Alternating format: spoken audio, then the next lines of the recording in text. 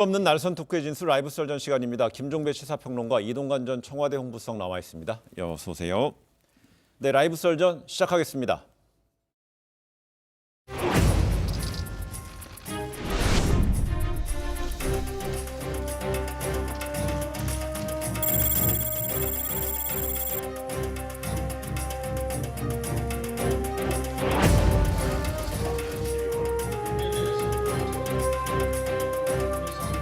우리 당에 계시는 지도자로서는 혁신적이고 또 개혁적인 그런 마인드를 가지신 분으로 평가를 했습니다.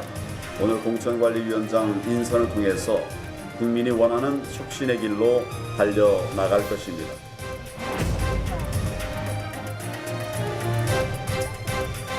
선천적인 장애인은 그 의지가 좀 약해 되겠고 어려서부터 장애를 갖고 나오니까. 근데 이제 사고가 나서 그 장애인이 된 분들은 원래 자기가 정상적으로 살던 거에 대한 그 꿈이 있잖아요.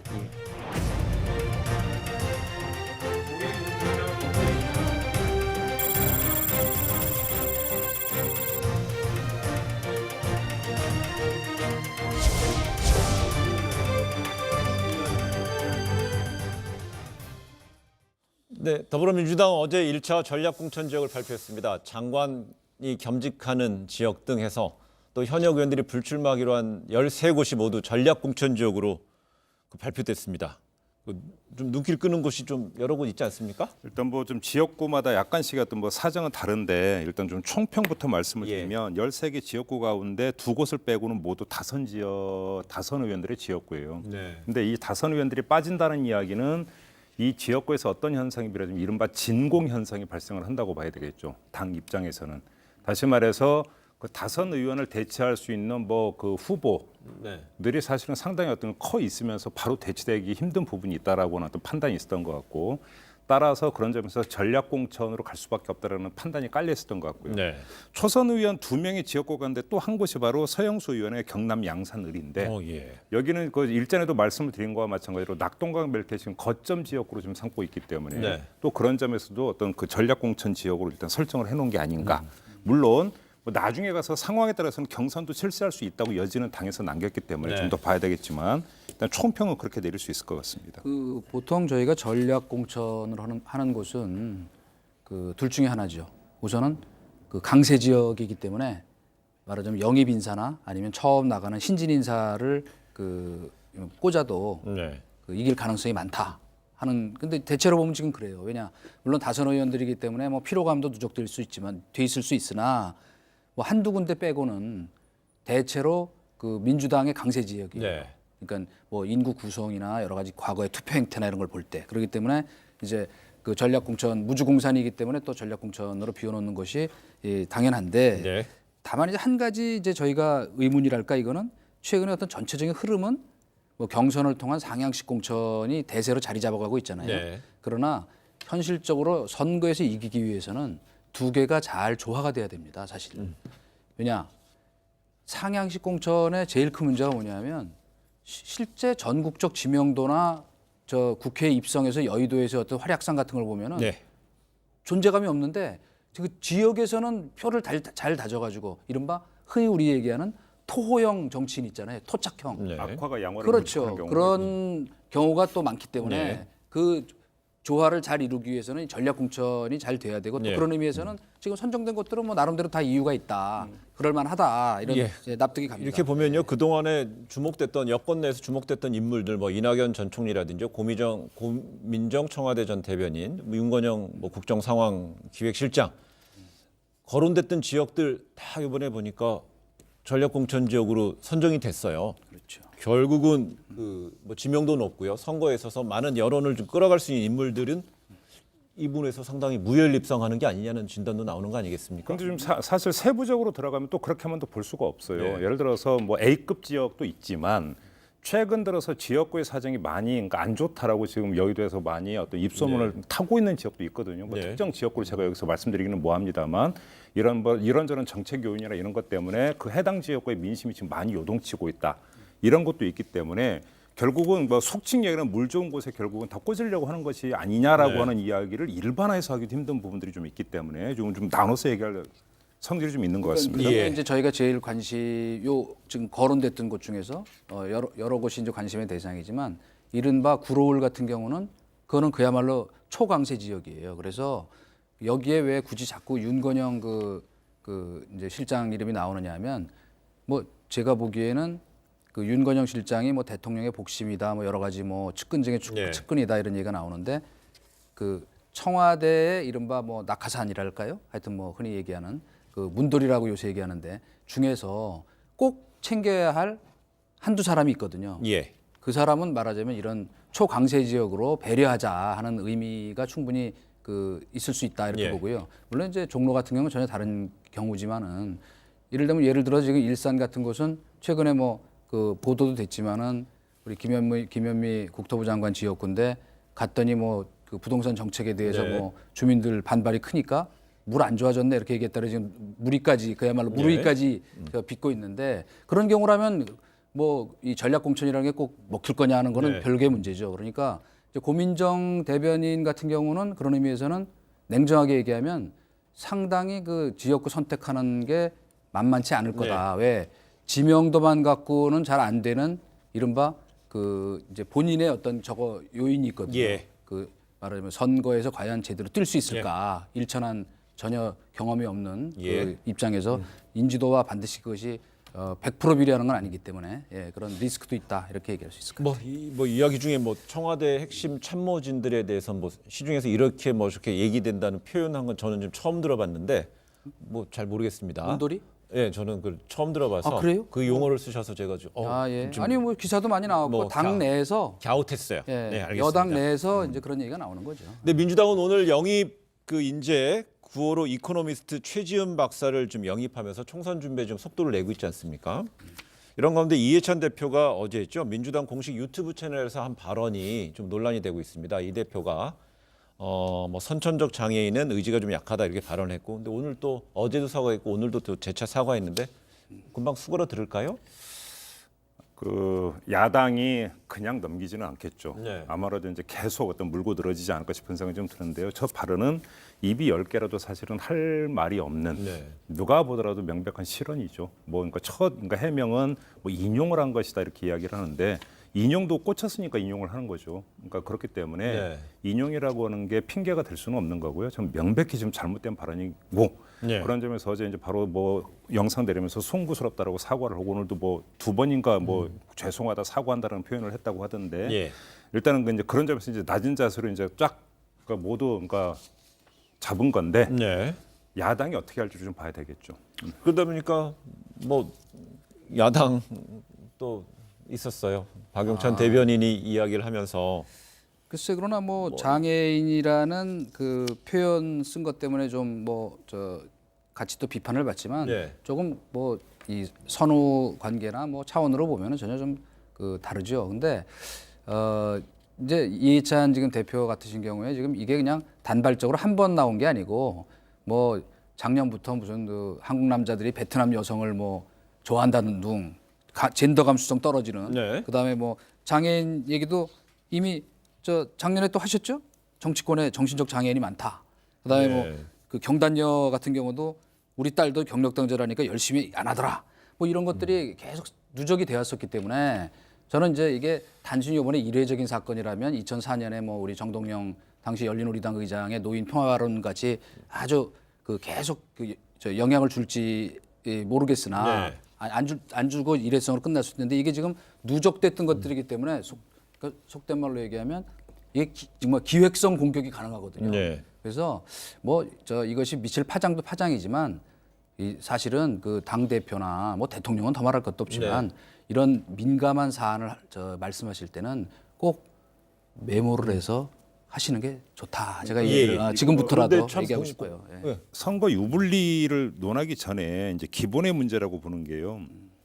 인권 감수성이라고 하는 것들이 얼마나 중요한지를 지금 보여주는 사례 아니겠습니까? 지금 한국당 대변인 얘기도 그런 거잖아요. 삐뚤어진 마음과 그릇된 생각을 가진 사람이야말로 장애인이다. 이 얘기는 뭐가 지금 깔려 있냐면 장애인은 비정상이라는 사실은 그 암묵적 전제가 깔려 있는 거거든요. 바로 이런 시각 때문에 또 반발을 하는 건데 네. 어떤 그 여야를 가리지 말고 본인들의 인권 감수성에 대해서 한번 좀 다시 한번 거울을 두고 좀 봤으면 좋겠고 그러니까 스스로 자신이 없으면 말을 좀 조심했으면 좋겠다. 네. 이런 말씀을 좀 꼭 드리고 싶어요. 네, 더불어민주당 같은 경우는 뭐 장애인으로서 그 역경을 극복했던 최혜영 교수를 영입 인재 1호로 발표해서 많은 주목을 받았었는데 이번 또 당 대표의 발언으로 해서 또 어떻게 또 시각이 비춰질지가 우려되는 상황이겠죠. 네, 이런 상황에서요. 그 또한 또 이런 어떤 그 발언 입에서 나오는 이야기가 좀 주목을 받은 게 있습니다. 청와대 참모들의 이 부동산 대책 관련 강경 발언도 좀 민주당을 당혹스럽게 하고 있지 않을까 싶습니다. 관련 발언 잠시 들어보시겠습니다. 강남 사구. 네. 거기에 가격을 안정시키는 것이 1차적인 목표입니다. 대출 규제, 거래 질서 확립, 더 나아가서 전세 제도와 공급 대책까지 모든 정책들을 정부는 준비하고 있고요. 투기적 수단으로 삼는 사람들에게는 매매 허가제까지 도입해야 되는 거 아니냐라는 이런 주장에 우리 정부는 귀를 기울여야 한다고 생각합니다.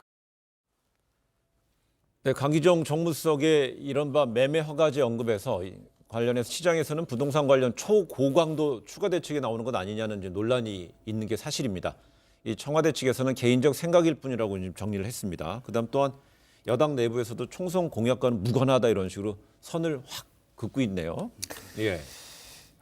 실언이라고 봐야죠. 어떤 점에서 실언이라고 봐야 되냐면 그 부동산 문제가 나왔을 때 노영민 청와대 비서실장이 뭐라고 했냐면 2주택자는 팔아라라고 이야기를 했고 바로 민주당이 받아서 어떤 2주택자는 팔아라. 그리고 이 후보 심사과정에서 반영할 수도 있다는 이야기를 했어요. 왜 그런 이야기를 했겠습니까? 이거는 부동산 문제의 정치화, 부동산 문제의 선거 이슈화를 사전에 차단하겠다라고는 의지가 여기는 깔려 있었다고 봐야 되는 건데 문제는 그런 점에서 본다면 이 부동산 문제가 선거 의제가 정치화되는 것들을 관리해야 되는 것이 상당히 중요한 어떤 정무적 감각이었는데 정무수석께서 이렇게 말씀을 하시면 이 자체는 엄청난 논란거리로 올라와 버린 거가 되는 거죠. 예. 역행을 하는 거죠. 그런 점에서 실언이라고 봐야 되는 거고요.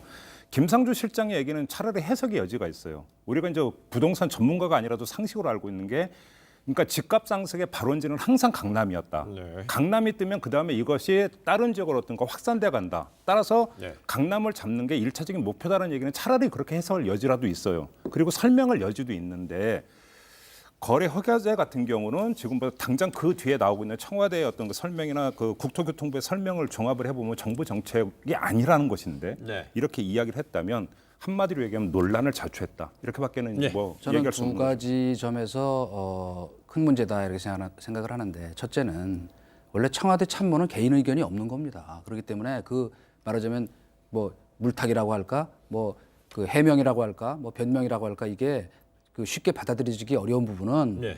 더구나 다른 자리도 아니고 지금 선거를 사실 뒤에서 막후에서 지휘하는 중차대한 시점에 정무수석이 이런 얘기했다는 거는 그걸 단순히 그냥 일회성 그 실언으로 넘기기는 참 어렵게 됐고 네.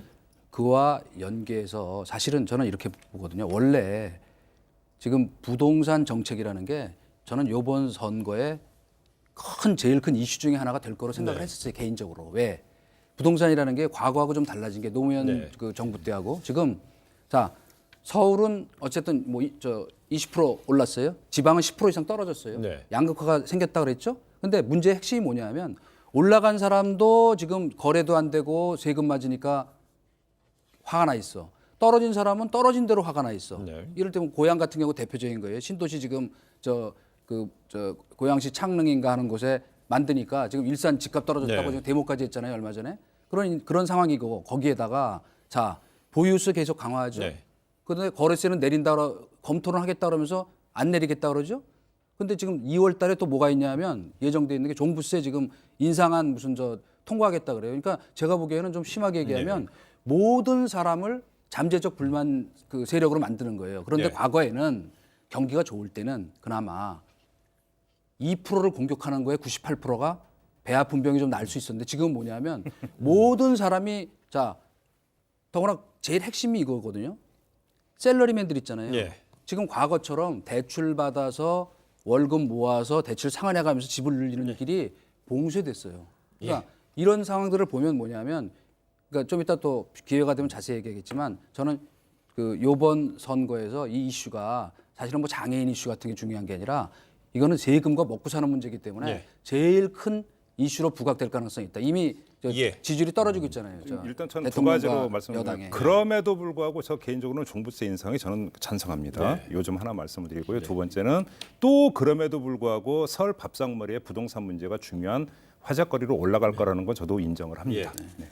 네, 그런 측면에서 대통령의 신년 회견에서 부동산에 대한 강력한 의지를 표명했기 때문에 그런 걸 토대로 해서 그 청와대 참모라든지 이쪽에서 의견이 나온 것 같은데요. 조금 전에 이전 수석은 청와대 참모는 개인 의견이 없어야 된다라는 얘기했는데 어떻습니까? 청와대 내부에서도 언론이라는 게 소통이 활성화가 된다면 청와대 참모들이 왜 개인 의견을 공개적으로 밝히면 안 된다는 생각일까요? 아니, 이건 이것 때문이죠. 뭐냐면 청와대 참모는 뭐냐면 대통령을 지근거리에서 보좌하는 참모잖아요. 예.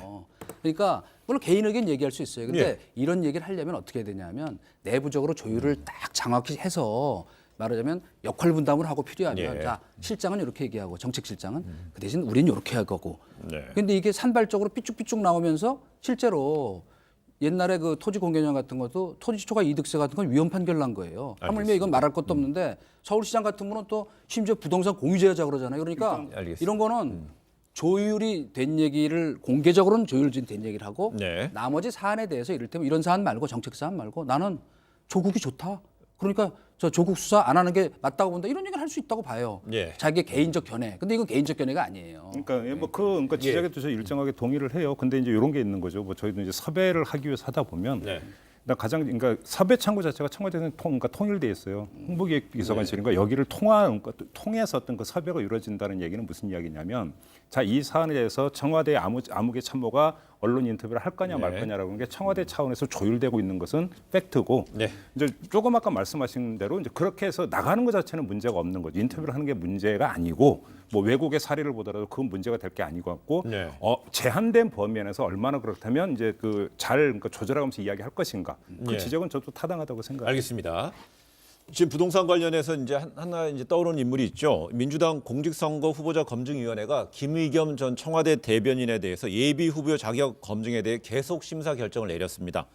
이 김 전 대변인에게 부동산 논란에 대해 소명을 좀 요청했다고 하는 것은 최근에 계속 이어지고 있는 국민 정서상의 어떤 부동산 이슈에 대해서도 좀 세밀하게 관찰하고 대응하고 있다고 좀 볼 수 있을 대목인 거 제가 아닌가요? 볼 때는 유탄이 아니라 직격탄을 맞고 있다고 정리를 하는 게 맞을 것 네. 같습니다. 그러니까 무슨 얘기냐면 이게 뭐 이주택자는 주택 한 채를 팔아라 하고는 사실은 김부겸 전 대변인하고는 해당 사항이 없죠. 그냥 한 채니까. 네. 근데 중요한 것은 그게 아니라 이 투기성이라고 하는 점.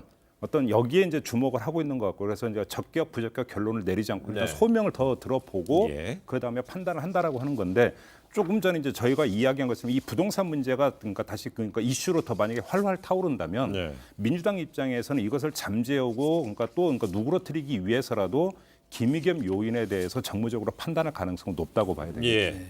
지금 그러니까 그 말씀에 이제 하나 보태면 지금 저희가 앞에 이제 지나왔는데 그 전략 공천 지역의 그 문희상 의장 네. 그 지역을 이제 포함시켰잖아요. 아들? 그렇죠. 그래서 네. 이제 세습 논란 빚은 거에 대해서 지금 문 의장 쪽에서는 뭐 상당히 그 섭섭하게 생각한다는 얘기도 있어요. 경선만 시켜달라는 건데 네. 굳이 그렇게 할 이유가 있느냐. 근데 당 내부에서 벌써 그러니까 이 선거라는 거는 저는 선거가 사실 중요한 이유는 뭐냐면 현실적인 당락이나 그 옆에 미칠 파장 때문에 냉혹해지는 거예요. 할 수 없이. 선거야말로. 그러니까 자칫 세습 논란을 빚어갖고 이게 아빠 찬스 때문에 이렇게 했다는 그 빚어질까 봐 지금 사실 이제 이렇게 제껴놓은 측면이 크거든요. 예. 전략 공천 지역으로. 근데 김의겸 그 대변인도 사실은 지금 설명하신 대로 똑같은 거예요. 이게 자칫 이 부동산 지금 논란과 맞물려 가지고 네. 야 뭐 알박기 부동산 투기했던 사람도 청와대 대변인했다는 이유로 공천 주냐? 이게 네. 그 자체에 그치는 게 아니고 자칫하면 전체 선거판에 영향을 예. 주면 냉정하게 판단할 수밖에 없는 상황이다. 이렇게 그러니까 냉혹한 거다 선거라는 거. 알겠습니다. 그런 차원에서 보면은 하명수 의혹과 관련해서 황운하 경찰인재 개발 원장도 어제 사직원을 제출했는데 이 검찰 수사 단계 중이기 때문에 사표가 수리될지도 관심이 모아지고 있고요. 사표가 수리됐을 때 그렇다면 이 부분에 있어서도 더불어민주당에서는 나름대로 주의 깊게 봐야 되는 인물이고요. 총선 만약 예비 후보를 등록한다면은요. 그렇지 않을까요? 제가 좀 그 알아본 바로는 네. 이게 오늘까지 사표가 수리돼야 되거든요. 똑같은 이유로 지금 어쨌든 본인은 뭐 물론 당연히 억울하다고 뭐 네. 얘기하지만은 정상적으로 수사한 거다. 그러나 지금 핵심이잖아요. 지금 저 이 하명 수사 내지 당시에 말하자면 선거에 이 개입한 그 문제에 대해 지금 수사를 받고 있는 핵심 인물인데 이 사표를 수리해서 나가게 해주면은 네. 사실 청와대가 질 부담도 너무 크거든요. 그러니까 아마 그 제가 알기로는 사표 수리 안 하는 걸로 정리된 걸로 알고 있습니다. 예. 근데 일단 뭐 예, 이제 예. 그러니까 그건 좀 저도 좀 확인을 좀 해봐야 될 것 같고요. 그러니까 그건 확인 사항인 것 같고 일단 선관위 같은 경우는 사표 수리가 이제 당장 되지 않더라도 뭐 그 후보자나 예비 후보자 신분은 계속 유지할 수 있다라고 하나 또 이제 해석을 내놓았기 네. 때문에 여지는 남아 있는 건데 법적인 여지는 남아 있는 건데 이제 청와대의 최종 판단이 어떻게 될 것인가가 예. 중요한 것 같고 공교롭게도 제가 아침에 인터뷰를 했는데 몇 달이 지나도록 소환 조사를 안 하고 있다는 얘기를 했는데 네. 그리고 나서 검찰이 오늘 바로 오전에 소환 통보를 했어요. 네. 황운하 그러니까 원장에 대해서 제가 볼 때는 이제 타이밍이 또 지금인 것도 참 재미난 사실인데 왜 그동안 미루다가 왜 또 오늘 이제 소환 통보를 했는가 이제 뭐 궁금한데 네. 그건 떠나서 그러니까 소환 조사가 지금 어떻게 날짜가 어떻게 조율이 되는지를 모르겠는데요. 그것이 한번 또 미치는 영향도 좀 있을 것 같긴 해요. 예, 알겠습니다. 근데 이런 가운데요, 저희가 주목할 수 있는 것이 보니까 자유한국당을 좀 봐야 될 것 같은데요. 자유한국당도 총선 대비 태세를 점차 갖추고 있죠. 진영을 좀 확장하고 있는 건데요. 오늘 공천관리위원장이 김영호 전 국회의장을 임명했습니다. 이 김 전 의장 이른바 친이계로 분류되는 시각도 있었고요. 또 뭐 최근에 보니까 그 스스로 연구해서 서적도 냈어요. 뭐 술탄과 황제라는 예. 책도 썼었고요. 뭐 나름대로 준비를 하신 건가요?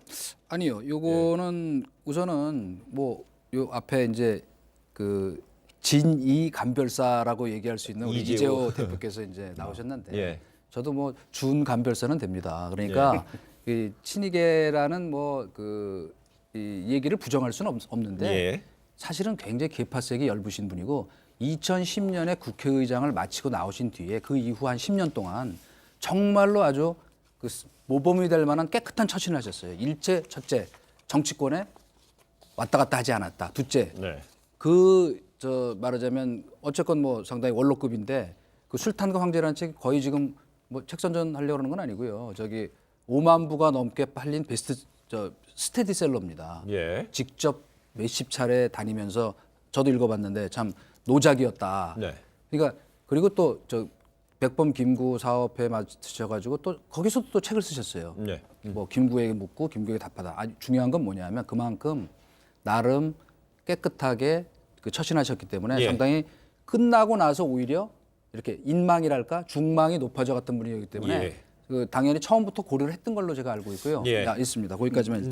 저 개인적으로 김영호 위원장 같은 저도 큰 틀에는 어떤 거 동의를 하고요. 제가 기억에 남는 게 김영호 그 위원장이 그때는 한나라당 시절이었던 걸 제가 기억을 하는데 쓴소리를 어느 정도로까지 했냐면 그 지금의 자유한국당을 두고 웰빙 정당이라는 말을 많이 하잖아요. 네. 거의 원조가 저분이에요. 제 기억에 맞다면. 예. 그러니까 자기가 몸담았던 정당에서 웰빙 정당이고 그때 한나라당을 구성하고 있는 사람들이 전부 다 서울대 나와갖고 대한민국의 엘리트 코스를 밟고 온실에서만 자란 사람들이기 때문에 예. 세상 어려운 걸 모른다. 그래서 웰빙 정당이라고 쓴소리까지 했던 그런 분으로 저는 기억을 하고 있고요. 네. 저는 그래서 개인적인 평가는 별로 그렇게 중요한 요소는 아닌 것 같고 다만 지금 통합 논의가 되고 있는 상태에서 먼저 공천관리위원장을 띄우는 게 절차상 맞는 거냐. 새로운 보수당이 그거에 대해서 오케이 네. 내지 다른 어떤 그 통합 대상이 오케이 했느냐가 사실은 더 중요한 문제인데 이걸 확인을 해봐야 될 거예요. 일부 보도는 뭐 새로운 보수당이 뭐 행정 절차 때문에 일단 띄워야 된다는 한국당의 설명에 대해서 뭐 거기에 끄덕였다라는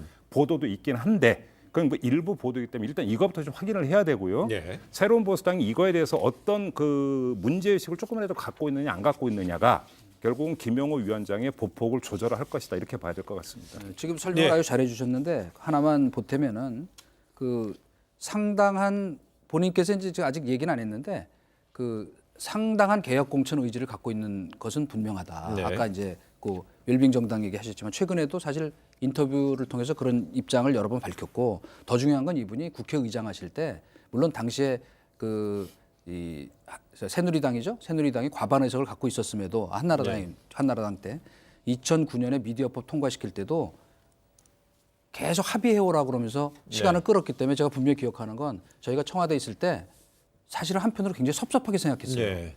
아, 좀 뭐 밀어붙여서 빨리 끝내주지. 근데 결국 그런 것들이 오늘 다시 이제 10년 뒤에 돌이켜 보면 네. 그분의 말하자면 이른바 이름을 지키는데 큰 도움이 됐던 것이다. 그렇기 때문에 지금 다시 저희가 거꾸로 타산지석이랄까요? 반면교사로 삼을 만한 일들이 생기는 건 좀 안타깝죠. 예. 지금 이제 공천관리위원장이 이제 임명이 됐고요. 그러면서 새로운 보수당에서는 지금 혁통위가 주도하고 있는 그 보수통합 신당 논의에 대해서 당대당 협의체를 만들자고 그랬는데 여기에 대해서 박형준 혁통위 위원장은 당대당 협의체는 없을 것이다. 없을 거 생각한다 밝혔어요. 혹시 이런 상황에 새로운 보수당이 그 협상에 있어서 좀 강수를 두면서 일시적 협상 중단 이렇게 선언하면서 회의장을 박차고 일어날 가능성도 있지 않을까요? 그럴 가능성도 없지 않다고 봐야죠. 예. 왜냐하면 특히나 지금 그 조금씩 새어나오고 있는 이야기가 8명의 의원들이 8인 8색이라는 이야기도 있는데 그거보다 더 중요한 것은 유승민 의원의 지금 합당에 대한 어떤 유승민 의원의 스탠스가 상당히 다르다. 상당히 비판적이고 심지어 그런 보도까지 나왔잖아요. 합당을 하더라도 유승민 의원과 이준석 위원장은 새로운 보수당에 남는다. 네. 뭐 이런 이야기까지 나오고 있다는 지금 보도가 있는 상황인데 문제는 이 문제에 대해서 결국은 그 새로운 보수당 안에서 어떻게 의견 조율이 되느냐. 일단은 지금 한국당을 상대로는 일단 뭐 큰 이견은 나타나고 있는 것 같지는 않아요. 새로운 보수당 안에서. 근데 마지막 단계에 갔을 때 그래도 현실적으로 통합을 해야 되니까 그냥 가자라고 할 건지 아니면 이것이 사유가 되면서 마찰음과 파열음으로 이어질 것인지 요걸 좀 봐야 될 것 같은데 제가 볼 때는 키는 유승민 의원이 쥐고 있을 가능성이 높다고 봐요. 결국 이건가요? 실리보다는 명분을 택함으로써 이번 총선의 당락을 떠나서 크게 큰 정치 대선을 바라보는 어떤 명분의 싸움을 하고 있다 이렇게도 볼 수 있는 그러니까 건가요? 바로 이제 아주 앵커가 좋은 지적을 하셨는데 사실 간단히 정리하면 지금 그 자유한국당은 묻지마 합당하자는 거예요.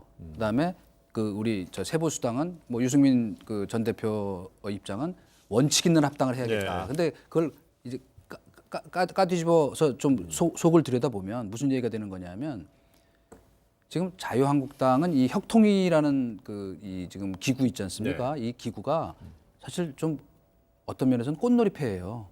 잘 굴러가면 더 좋고 안 굴러가도 우리로서는 최선을 다해서 뭔가 이렇게 협상을 하고 있다. 그래서 제가 자꾸 이게 북미 핵협상하고 닮았다는 얘기가 좀 그런 얘기인데 그래서 저는 아까 이제 그 질문으로 다시 돌아가면 이 자유한국당이 먼저 판을 깨고 하는 그런 일은 없을 거다. 왜냐하면 그건 뭐 큰 집으로서의 그 음도를 계속 보여야 되니까. 그러니까 하여간 뭐 지금 그 생각했던 것보다는 그 조금 더 진통이 있을 수밖에 없는 상황이에요. 이동관 전 수석의 진단에 따르면 혁통위가 육자회담 테이블이면 보수는 통합이 안 됩니다. 그렇게 정리하면 되겠네요. 그죠? 저는 뭐 결론을 얘기한 적이 없습니다. 알겠습니다. 전 그거는- 갑자기 제가 기습을 당. 갑자기. 이거는 비핵화는 영원히 안 된다는 얘기하고 똑같은 얘기예요. 북미 대화를 했잖아요. 아니, 그 빌미를 제공하셨어요. 근데 이런 가운데 어제 홍준표 전 자유한국당 대표가 이 고향인 부산 경남 지역 중에서 밀양, 의령, 함안, 창녕에 출마 선언을 했습니다. 이 당에 지속적으로 나왔던 험지 출마 요구에 반대하는 또 어떻게 보면 반발하는 선택을 한 것으로 보이는데 그랬더니 자유한국당 내에서는요 컷오프 시킨다고 합니다. 뭐 강대강입니다. 이 문제는 어떻게 봐야 되냐면요. 1인칭 홍준표 주인공 시점에서 보면 그 상황이 저는 그 설명이 된다고 생각을 해요. 무슨 이야기냐면 자, 홍준표 전 대표가 이번 총선에서 자유한국당이 승리를 못한다라고 만약에 그 상정을 하고 있다면 어떻게 될까요? 본인 입으로 그렇게 이야기를 했죠. 많아야 80석 이런 이야기를 했어요. 자, 이렇게 되면 홍준표 전 대표의 지금 움직임은 여기서부터 시작이 되고 있는 것 같아요. 이렇게 된다면 황교안 체제는 무너진다. 이렇게 된다면 당에서 어떤 지도체제가 공동화 현상이 빚어지는데 그러면 여기서 그러면 누가 가장 그 핵심적인 교두보를 확보하고 있느냐가 관건이 되는데 그게 뭐냐면 영남 지역에서 누가 리더십을 확보하느냐가 가장 중요한 문제가 된다. 이렇게 지금 계산을 하고 있는 거고요. 그러니까 어제 발언이 아주 대놓고 이야기를 하잖아요. 지금 뭐 당 지도부는 수도권이 지금 그 가장 중요한 지역이라고 하지만 내가 볼 때는 영남 특히 PK다. PK에서 스윙보터가 늘어나고 있는데 이걸 잡아야 된다. 내가 중심이 돼서 잡겠다. 그 얘기는 내가 영남의 영주가 되겠다. 영남의 영주만 될 수 있다면 선거에서 지고 황교안 체제가 무너진다면 내가 다시 당을 접수할 수 있다. 정확히 이렇게 생각하고 있는 거 아니겠어요? 뭐 그런 그렇죠. 말하자면 1인칭 전지적 시점에서 이 상황을 1인칭 홍준표 시점에서 아니죠. 보는. 그러니까 우리 홍준표 시점인데 그 홍준표 대표의 입장을 전지적 시점에서 이제 해석을 하셨는데 그러나 저는 그러니까 상황을 어떻게 보느냐가 매우 중요한데 첫째 PK가 중요한 지역이긴 하나 네. 부차적이다.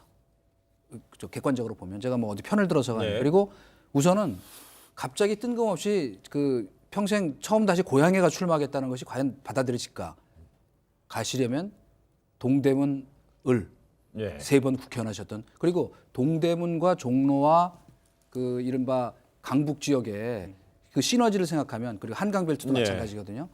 논리적으로는 그게 맞기 때문에 저는 이 논란은 결국 황교안 대표가 나 종로 나가겠다. 그렇기 때문에 우리도 같이 나갑시다라고 얘기하는 순간 결국은 단기 필마의 그 외로운 늑대 외침에 그칠 가능성이 예. 많다. 그거는 그렇게 생각합니다. 3인칭 관찰자식. 그렇죠. 근데 문제는 요거잖아요. 예. 당에서 그러면 컷오프 시키겠다고 해도 홍준표 전 대표는 그냥 갈 거예요. 왜냐하면 무소속으로라도 나갈 거예요. 무소속이라도 내가 나가서 출마해서 당선만 된다면 황교안 대표가 무너진다면 난 언제라도 당 복귀의 길이 열리게 돼 있다. 이렇게 생각을 하고 있는 근데 거죠. 그렇다면 이번에 이런 식의 어떤 입장에 대해서 홍 전 대표 이런 선언에 대해서 향후 험지 출마를 요구받았던 당의 중진들, 당 대표급 의원들, 만약에 김태호 전 경남지사라든지요, 이런 분들까지 같이 합류한다면은요, 그 중진들 똘똘 뭉쳐서 중진 연대가 될 수도 있겠네요. 무소속 연대가 되는 거죠. 예. 그러나 그게 과연 국민적으로 납득이 될까? 물론 그 전제는 이겁니다. 자, 황교안 대표도 그 용기 있게 험지에 나가겠다. 그래서 뭐 어쨌든 네. 종로가 됐건 납득이 가능한 것을 하고 더 중요한 거는 개혁 공천이 진행이 돼서 그 새로운 얼굴들이 또 영입이 되고 그런 과정에서 말하자면 쇄신이 일어나고 있는데 혁신이 그 낡은 물들이 나와가지고 나 단기 필마로 여기 가서 되면은 너 그 다음에 가만 안 둘 예. 거야 이게 과연 먹힐까에 대해서는 회의가 예. 생기죠. 한마디로 가면 예. 한국당의 현실을 한마디로 정리하면 황교안의 영이 안 서고 있다. 이렇게 정리하면 될 것 같습니다. 네. 황교안의 영을 다들 뭐 중진들이 거역하고 있는 거네요. 아니 뭐 좀 그건 지켜봅시다. 알겠습니다.